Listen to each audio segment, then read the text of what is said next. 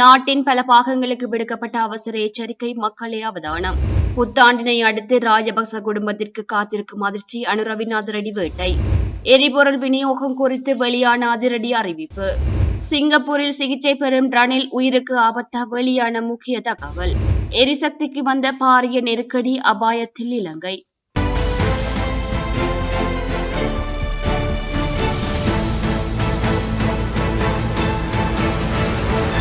நாட்டின் பல மாகாணங்களில் பலத்த மின்னல் தாக்கம் ஏற்படக்கூடும் என வளிமண்டலவியல் திணைக்களம் எச்சரித்துள்ளது. அம்பர் நிறத்திலான விசேட எச்சரிக்கையையும் விடுத்துள்ளது. இதேவேளை நாட்டின் பல மாகாணங்களில் இன்று இடியுடன் கூடிய மழை பெய்யக்கூடும் என வளிமண்டலவியல் திணைக்களம் எதிர்ப்பு கூறியுள்ளது. வளிமண்டலவியல் திணைக்களத்தின் அறிவிப்பின்படி இன்று பிற்பகல் 2 மணிக்கு பின்னர் மத்திய மாகாணம், சபரகமுவ மற்றும் ஊவா மாகாணம், தென் மாகாணம், வடமத்திய மாகாணம் மற்றும் அம்பாறை மாவட்டம் ஆகிய பகுதிகளில் மழை பெய்ய வாய்ப்புள்ளது. இடியுடன் கூடிய மழையின் போது பலத்த மின்னல் தாக்கங்கள் ஏற்படக்கூடும் எனவும் திணைக்களம் சுட்டிக்காட்டியுள்ளது. எனவே பொதுமக்கள் பாதுகாப்பு நடவடிக்கைகளை மேற்கொள்ளுமாறு அறிவுறுத்தப்பட்டுள்ளனர். இதேவேளை மழையுடன் கூடிய காலநிலையின் போது தற்காலிகமாக பலத்த காற்று வீசக்கூடும் என்பதனால் அது குறித்து பொதுமக்கள் அவதானமாக இருக்குமாறும் கேட்டுக் கொள்ளப்பட்டுள்ளனர். வத்தளையின் துவாவத்த பகுதியில் உள்ள பிளாஸ்டிக் உற்பத்தி தொழிற்சாலையில் தீ விபத்து ஏற்பட்டுள்ளது. தீயை கட்டுப்படுத்த 3 தீயணைப்பு வாகனங்கள் ஈடுபடுத்தப்பட்டுள்ளதாக தீயணைப்பு திணைக்களம் தெரிவித்துள்ளது. இன்று காலை வத்தளை மபோலா துவத்த பகுதியில் அமைந்துள்ள மெழுகுத்துணி தொழிற்சாலையில் இந்த தீ விபத்து ஏற்பட்டுள்ளது. தீயை அணைப்பதற்காக கொழும்பு தீயணைப்புத்துறை 3 தீயணைப்பு வாகனங்களுடன் 13 அதிகாரிகளை அனுப்பியதாக தீயணைப்பு திணைக்களம் தெரிவித்துள்ளது. தீயை அணைக்கும் முயற்சிகள் மேற்கொள்ளப்பட்டு வருவதாகவும் தீயணைப்புத்துறை மேலும் தெரிவித்துள்ளது. நாடு பொருளாதார ரீதியாக நெருக்கடிக்கு முகம் கொடுத்து வருவதாக தோற்றப்பாடுகள் எழுந்து வரும் நிலையில் ராஜபக்ச குடும்பத்தில் உள்ள முக்கிய நபர்களை கைது செய்யும் நடவடிக்கையில் சமகால அனுர அரசாங்கம் ஈடுபடுத்தப்பட்டுள்ளதாக தெரிவிக்கின்றது.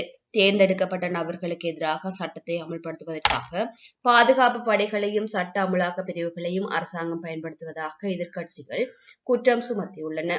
இந்த குற்றச்சாட்டுகளில் சில பாதுகாப்பு அதிகாரிகளுக்கு வாய்மொழி உத்தரவுகள் வழங்கப்படுவது குறித்தும் சந்தேகங்கள் எழுந்துள்ளன. மேலும் அவற்றை எழுத்துப்பூர்வமாக கோரும் ஒரு போக்கு நிலவுவதாகவும் வட்டாரங்கள் தெரிவிக்கின்றன. குறிப்பாக சுயாதீன ஆணைக்குழுக்களுடன் பணியாற்றும் அதிகாரிகள் இதுபோன்ற எழுத்துப்பூர்வ உத்தரவுகளை கோருவதில் அதிக ஆர்வம் காட்டுவதாகவும் கூறப்படுகின்றது. இந்த நிலையில் அரசாங்கத்தின் அரசியல் முடிவுகளின் அடிப்படையில் ராஜபக்ச குடும்பத்தின் பல உறுப்பினர்களை கைது செய்யும் திட்டம் முன்னெடுக்கப்பட்டு வருவதாகவும் குற்றச்சாட்டுகள் எழுந்துள்ளன. அதற்கமைய தமிழ் சிங்கள புத்தாண்டுக்கு முன்னர் சிராந்தி ராஜபக்ச, முன்னாள் சபாநாயகர் சமல் ராஜபக்ச மற்றும் நாமல் ராஜபக்ச ஆகியோரில் ஒருவரையோ அல்லது அதற்கு மேற்பட்டவர்களையோ சிறையில் அடைக்க முயற்சி நடத்துவதாக குடும்பத்தினர் கூறியுள்ளனர். கடந்த வாரம் சமல் ராஜபக்சவை கைது செய்ய முயற்சி மேற்கொள்ளப்பட்டதாகவும் ஆனால் அவர் வெளிநாட்டில் இருந்ததால் அது தோல்வியடைந்ததாகவும் கூறப்படுகின்றது. சிறிலிய சபியா திட்டம் தொடர்பாக சிராந்தி ராஜபக்சவை எதிர்காலத்தில் கைது செய்ய நடவடிக்கை எடுக்கப்படலாம் என்றும் தகவல்கள் வெளியாகியுள்ளன. மத்திய கலாச்சார நிதியில் இருந்து நிதியை தவறாக பயன்படுத்தியதாக கூறப்படும் குற்றச்சாட்டுகள் தொடர்பாக எதிர்க்கட்சித் தலைவர் சயித் பிரேமதாச மீது சட்ட நடவடிக்கை எடுப்பதிலும் அரசாங்க அதிகாரிகள் கவனம் செலுத்தி வருவதாக பாதுகாப்பு வட்டாரங்கள் தெரிவிக்கின்றன. மத்திய கிழக்கு போரினால் சர்வதேச சந்தையில் எல்பி வாயுவின் விலை சடதியாக அதிகரித்துள்ளதால் ஏற்பட்டுள்ள இறக்குமதி செலவுகளை கருத்தில் கொண்டு நாட்டிலும் சமையல் எரிவாயு விலை அதிகரிக்கப்பட்டுள்ளது. அதன்படி நாட்டில் சமையல் எரிவாயு கொள்கலன்களை விநியோகிக்கும் லிட்ரோ மற்றும் லாப்ஸ் ஆகிய நிறுவனங்கள் தமது விலை திருத்தத்தை நேற்றிரவு முதல் அறிவித்துள்ளன. எரிவாயு விலை திருத்தம் நேற்று நள்ளிரவு முதல் அமலுக்கு வரும் வகையில் அதிகரிக்கப்பட்டுள்ளது. அதற்கமைய 12.5 கிலோகிராம் நிறையுடைய லிட்ரோ சமையல் எரிவாயு கொள்கலனின் விலை ரூபாவினால் அதிகரிக்கப்பட்டு 4765 ரூபாய்க்கு விற்பனை செய்யப்படுகின்றது. அத்துடன் 5 கிலோகிராம் எரிவாயு கொள்கலன் 308 ரூபாயால் அதிகரிக்கப்பட்டுள்ளது. அதன்படி அதன் புதிய விலை 1910 ரூபாயாக அறிவிக்கப்பட்டுள்ளது. இதனிடையே 2.3 கிலோகிராம் லிட்ரோ சமையல் எரிவாயு கொள்கலனின் விலை 140 ரூபாயினால் அதிகரிக்கப்பட்டு 890 ரூபாயாக விலை நிர்ணயிக்கப்பட்டுள்ளது.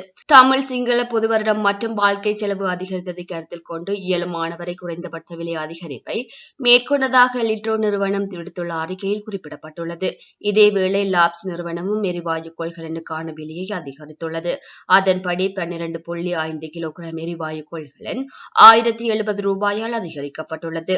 அதற்கமைய 12.5 கிலோகிராம் லாப்ஸ் எரிவாயு கொள்கலன் 5700 ரூபாய்க்கு விற்பனை செய்யப்படுகின்றது. 5 கிலோகிராம் லாப்ஸ் எரிவாயு கொள்கலன் 418 ரூபாயால் அதிகரிக்கப்பட்டுள்ளது. அதற்கமைய 5 கிலோகிராம் லாப்ஸ் எரிவாயு கொள்கலன் 2280 ரூபாய்க்கு விற்பனை செய்யப்பட்டு வருகின்றது. அரச மருத்துவ அதிகாரிகள் சங்கத்தினால் முன்னெடுக்க திட்டமிடப்பட்டிருந்த பணி புறக்கணிப்பு தற்காலிகமாக இடைநிறுத்தப்பட்டுள்ளது. தமது கோரிக்கை தொடர்பில் அரசாங்கம் உரிய தீர்வுகளை அறிவிக்க தவறும் பட்சத்தில் அடுத்த கட்ட போராட்டம் தொடர்பில் இன்று காலை 8 மணிக்கு பின்னர் தீர்மானிக்கப்படும் என அரச மருத்துவ அதிகாரிகள் சங்கம் ஏற்கனவே அறிவித்திருந்தது. சுகாதார அமைச்சரின் இணக்கப்பாட்டின் அடிப்படையில் தமது தொழிற்சங்க நடவடிக்கைகள் குறித்த அடுத்த கட்ட தீர்மானத்தை எடுக்க தயாராக இருப்பதாகவும் மருத்துவ சங்கம் சுட்டிக்காட்டியிருந்தது. இந்த நிலையில் சுகாதார அமைச்சர் பேச்சுவார்த்தைக்கு ஒப்புக்கொண்டதை அடுத்து அரச மருத்துவ அதிகாரிகளின் பணி புறக்கணிப்பு தற்காலிகமாக இடைநிறுத்த தீர்மானிக்கப்பட்டுள்ளது. மத்திய கிழக்கில் தொடர்ந்து நீடித்து வரும் போர்ச்சூழல் காரணமாக உலகளாவிய எரிபொருள் விநியோகத்தில் ஏற்பட்டுள்ள பாதிப்புகள் சர்வதேச சந்தையில் மசகு எண்ணெய் விலையை மீண்டும் ஒரு புதிய உச்சத்திற்கு கொண்டு சென்றுள்ளன. இன்று வர்த்தகம் ஆரம்பமான போது சர்வதேச சந்தையில் பிரெண்ட் ரக மசகு எண்ணெய் ஒரு பீப்பாயின் விலை 2.2% அதிகரித்து $111.43 விற்பனை செய்யப்பட்டுள்ளது. அதேபோல் WTI ரக மசகு எண்ணெயின் விலை ஒரு பீப்பாயின் 2.7% உயர்ந்து $114.57 பதிவாகியுள்ளது. தொடர்ச்சியான போர் காரணமாக விநியோக கட்டமைப்புகளில் ஏற்பட்டுள்ள சீர்குலைவுகளே இந்த திடீர் விலை உயர்வுக்கு முக்கிய காரணமாக கருதப்படுகின்றது. இந்த விலை அதிகரிப்பானது எரிசக்தி நெருக்கடியை மேலும் தீவிரப்படுத்தக்கூடும் என பொருளாதார ஆய்வாளர்கள் எச்சரித்துள்ளனர். சிங்கப்பூரில் மருத்துவ சிகிச்சைகளை முடித்துக்கொண்டு முன்னாள் ஜனாதிபதி ரணில் விக்ரமசிங்க விரைவில் நாடு திரும்ப உள்ளதாக தெரிவிக்கப்படுகின்றது. கடந்த மார்ச் மாதம் 19 ரணில் விக்ரமசிங்கவுக்கு இருதய அறுவை சிகிச்சை மேற்கொள்ளப்பட்டுள்ளது. தமிழ் சிங்கள புத்தாண்டுக்கு முன்னர் ரணில் விக்ரமசிங்க நாடு திரும்ப திட்டமிட்டுள்ளதாக தெரிவிக்கப்படுகின்றது. சத்திர சிகிச்சையின் பின்னர் ரணில் தற்பொழுது ஆரோக்கியமாக உள்ளார் என அவருக்கு நெருக்கமான வட்டாரங்கள் தெரிவிக்கின்றன. மருத்துவமனையிலிருந்து வெளியேறி செல்ல முடியும் என மருத்துவர்கள் அறிவுறுத்தல் வழங்கிய போதிலும் பூரணமாக குணமடையும் வரையில் மருத்துவர்களின் கண்காணிப்பில் இருக்க முன்னாள் ஜனாதிபதி ரணில் விக்ரமசிங்க தீர்மானித்துள்ளார். இதன்படி இன்னும் சில தினங்கள் மருத்துவமனையில் தங்கியிருந்து அதன் பின்னர் அவர் நாடு திரும்புவார் எனவும் தெரிவிக்கப்படுகின்றது. நாடு பாரிய எரிசக்தி நெருக்கடியை எதிர்நோக்கும் அபாயத்தில் உள்ளதாக தேசிய சுதந்திர முன்னணியின் தலைவர் விமல் வீரவன்ச தெரிவித்துள்ளார். நிலக்கரி பற்றாக்குறை மற்றும் நீர் மின் உற்பத்திக்கு போதிய அளவு நீரின்மை போன்ற ஏதுக்களினால் எதிர்காலத்தில் பாரிய அளவில் எரிசக்தி நெருக்கடி நிலைமை உருவாகும் அபாயம் காணப்படுவதாகவும் தெரிவித்துள்ளார். மேலும் உணவு உற்பத்தியில் வீழ்ச்சி மற்றும் அந்நிய செலாவணி பற்றாக்குறை காரணமாக மக்களின் வாழ்க்கை பெரும் சவால்களுக்கு உள்ளாகும் எனவும் எச்சரிக்கை விடுத்துள்ளார். நாடு இவ்வாறான நெருக்கடிகளை எதிர்நோக்கி வரும் நிலையில் புறசக்திகள் தலையீடு செய்து அரசியல் மாற்றங்களை செய்ய முயற்சிக்கக்கூடும் எனவும் தெரிவித்துள்ளார். தற்போதைய ஆட்சியாளர்களை தொடர்ந்து பாதுகாக்க முடியாது என தென்பட்டால் அந்த சக்திகள் மாற்று வழிகளை தெரிவு செய்வதற்கு நாட்டம் காட்டும் எனவும் அவர் குறிப்பிட்டுள்ளார்.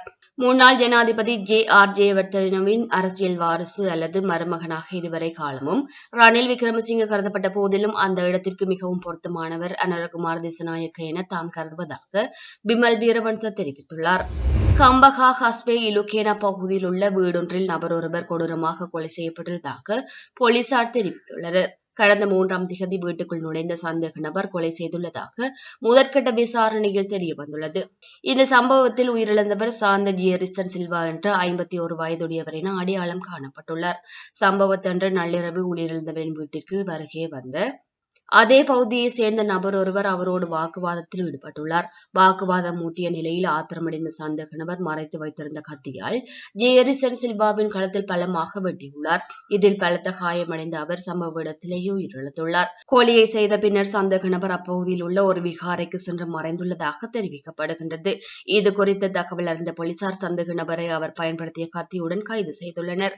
கைது செய்யப்பட்ட நபரிடம் மேற்கொள்ளப்பட்ட முதற்கட்ட விசாரணையில் அவர் ஒரு மனநோயாளி என்பதும் அதற்காக நீண்ட காலம் சிகிச்சை பெற்று வருகின்றார் என்பதும் தெரியவந்துள்ளது. உயிரிழந்தவரின் உடல் பிரேத பரிசோதனையின் பின்னர் உறவினர்களிடம் ஒப்படைக்கப்பட்டுள்ளது. குறித்த கொலை சம்பவம் தொடர்பான மேலதிக விசாரணைகளை போலீசார் மேற்கொண்டு வருகின்றனர். எரிபொருள் விநியோகத்தில் அறிமுகப்படுத்தப்பட்ட QR குறியீடு அடிப்படையிலான விநியோகம் ஒற்றை இரட்டை இலக்க முறை என்பன குறுகிய கால தீர்வுகளாகவே நடைமுறைப்படுத்தப்பட்டுள்ளதாக வெளிவிவகார அமைச்சர் விஜித கேர தெரிவித்துள்ளார். விநியோக நிலைமை மேலும் சீரடையும் பட்சத்தில் தற்போது கட்டுப்பாடுகளை படிப்படியாக நீக்க அரசாங்கம் தயாராக உள்ளது எனவும் அவர் மேலும் குறிப்பிட்டுள்ளார். மாத்தறையில் நேற்று நடைபெற்ற நிகழ்வொன்றில் கலந்து கொண்டு உரையாற்றும் போதே அவர் இவ்வாறு தெரிவித்துள்ளார். அவர் மேலும் தெரிவிக்கையில், எரிபொருள் விநியோகத்தை சீராக முன்னெடுப்பதற்காக ஏப்ரல் மாதத்திற்குள் 9 எரிபொருள் கப்பல்கள் இலங்கைக்கு வருகை தரவுள்ளன. எனவே பொதுமக்கள் இதுகுறித்து அச்சமடைய தேவையில்லை.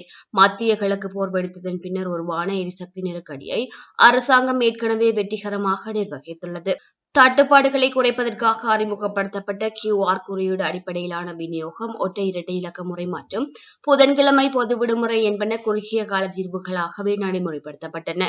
தற்போது எரிபொருள் வரிசைகள் குறைந்துள்ளன. விநியோக நிலைமை மேலும் சீரடையும் பட்சத்தில் தற்போதுள்ள கட்டுப்பாடுகளை படிப்படியாக நீக்க அரசாங்கம் தயாராக உள்ளது. இந்த நிலையில் எரிபொருள் நுகர்வை குறைப்பதற்காக அறிமுகப்படுத்தப்பட்ட புதன்கிழமை விடுமுறை முறைமை நிலைமை வளமைக்கு திரும்பியதும் நீக்கப்பட்டு நாட்டின் செயல்பாடுகள் இயல்பு நிலைமைக்கு கொண்டு வரப்படும். அத்துடன் QR முறைமை தற்போது வினைத்திறனாக செயல்பட்டு வருவதாகவும், விநியோக கட்டமைப்பை வலுப்படுத்துவதன் மூலம் நாட்டின் இயல்பு நிலைமையை உறுதிப்படுத்த அரசாங்கம் முன்னுரிமை அளித்து வருகிறது எனவும் அவர் மேலும் குறிப்பிட்டுள்ளார். இதுபோன்ற செய்திகளை தெரிந்து கொள்ள தமிழ் லங்கா குரல் சேனலை சப்ஸ்கிரைப் செய்து அருகே இருக்கிற பெல் பட்டனையும் கிளிக் செய்து கொள்ளுங்கள். மேலும் இதுபோன்ற செய்திகளை உடனுக்குடன் தெரிந்து கொள்ள தமிழ்லங்காகுரல்.com எனும் இணையத்தின் வாயிலாக எங்களோடு இணைந்து கொள்ளுங்கள்.